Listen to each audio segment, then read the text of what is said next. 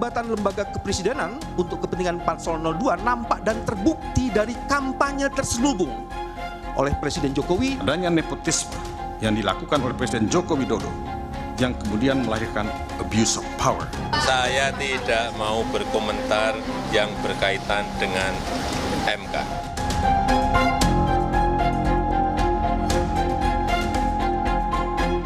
Nama Presiden Joko Widodo berulang kali disebut dalam sidang sengketa Pilpres di Mahkamah Konstitusi yang digelar Rabu 27 Maret lalu.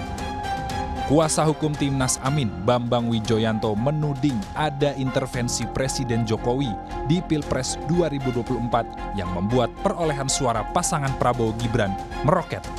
Salah satunya lewat penyaluran bansos.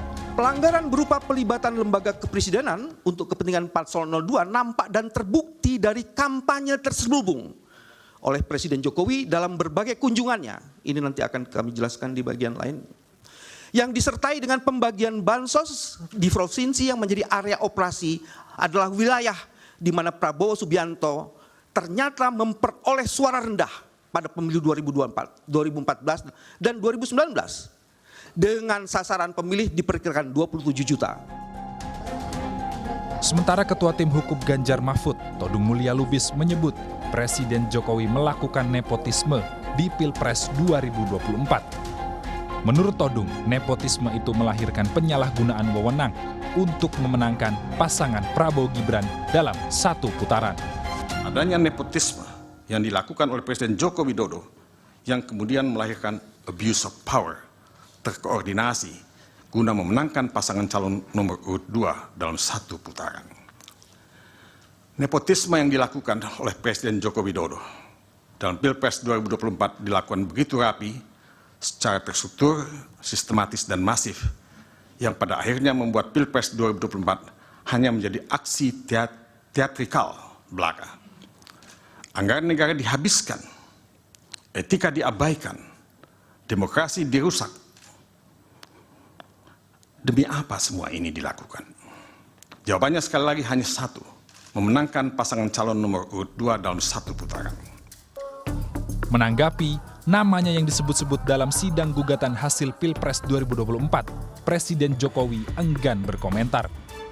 Ia menegaskan dia tak mau berkomentar terkait jalannya proses persidangan di Mahkamah Konstitusi. Pak Presiden disebut-sebut namanya sebagai abuse of power dan lain sebagainya. Apa? Untuk apa? Saya tidak mau berkomentar yang berkaitan dengan MK. Ya. Jokowi memang enggan berkomentar, namun tim hukum Prabowo Gibran langsung angkat bicara dan menilai isi gugatan tidak memiliki dasar, termasuk soal penyaluran bansos. Publik pun menanti proses pembuktian dalam sidang perselisihan hasil Pilpres 2024 yang akan dilanjutkan pada Senin pekan depan dengan agenda mendengar keterangan saksi atau ahli dari kedua belah pihak. Tim Liputan, Kompas TV.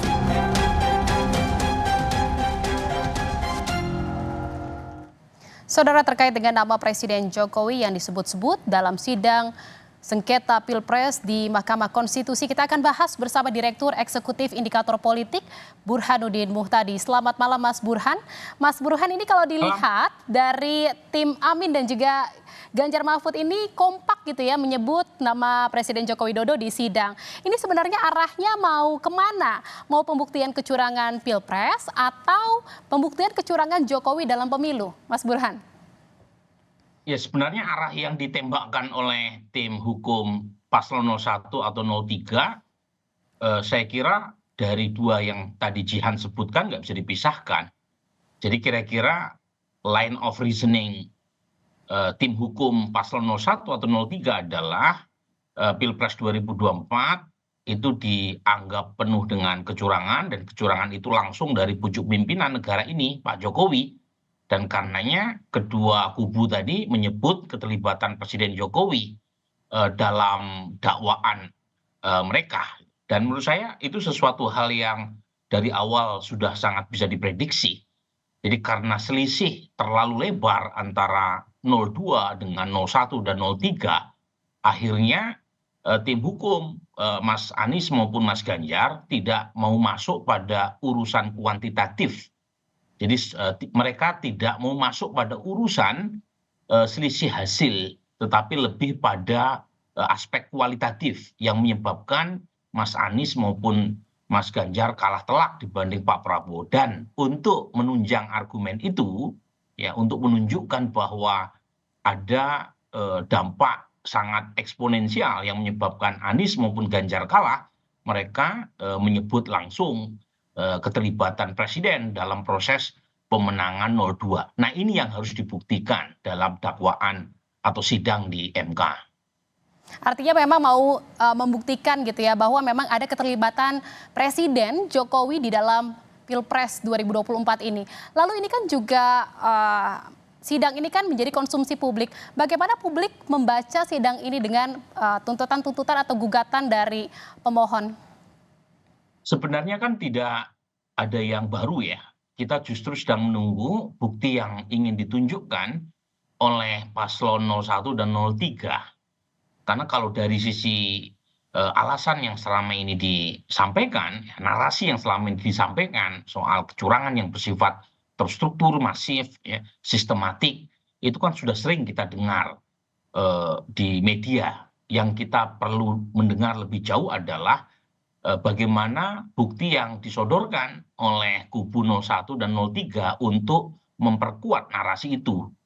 Nah misalnya ya, yang ditunggu oleh publik misalnya, apakah bansos yang diberikan oleh pemerintah itu hanya pada kelompok masyarakat yang mendukung 02 saja? Ataukah bansos juga diterima oleh 01 dan 03? Kalau iya, berarti harus memperkuat bukti lebih jauh dengan mengatakan bahwa bansos tadi mengubah sikap pilihan. Awalnya misalnya mereka memilih 01 atau 03, tetapi setelah menerima bansos itu pindah ke pasangan 02. Nah ini nggak mudah, Jihan.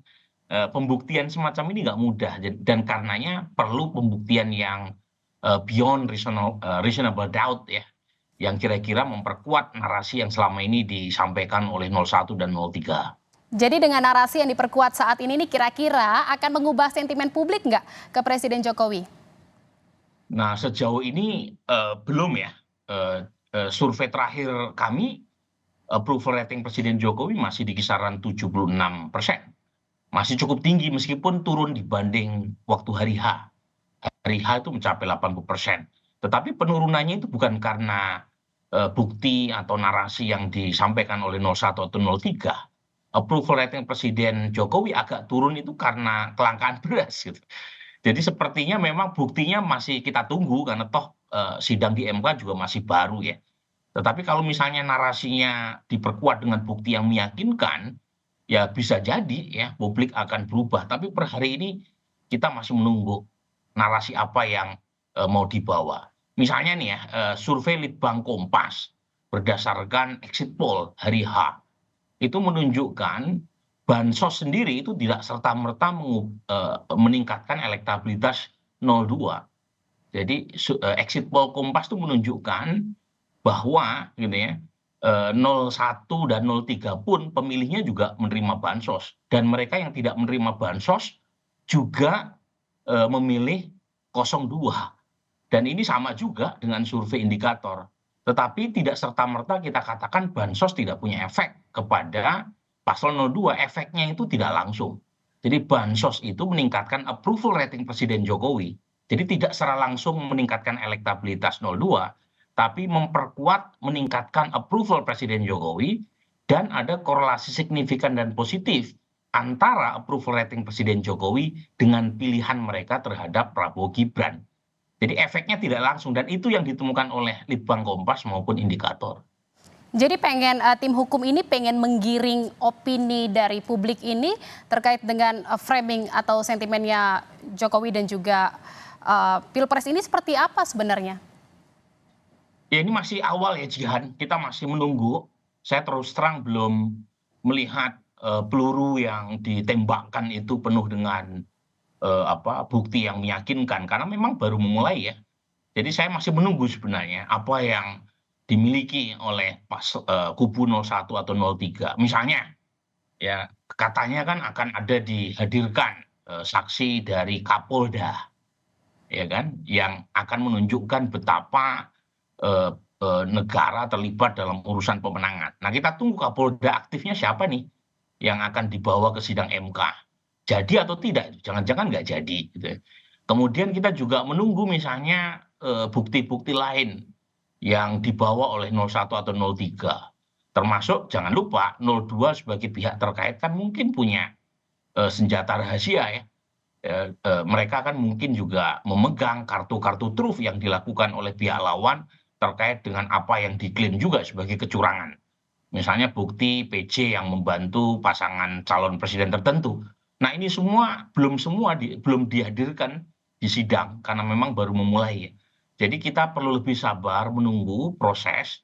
Tetapi intinya saya termasuk orang yang berharap ya, semua malpraktik ya, dan tuduhan kecurangan itu bisa dituntaskan. Kalaupun toh tidak melalui MK, tapi paling tidak ada proses lain yang membuat kita bisa move on terkait dengan hasil pemilu 2024. Dan siapapun yang ditetapkan oleh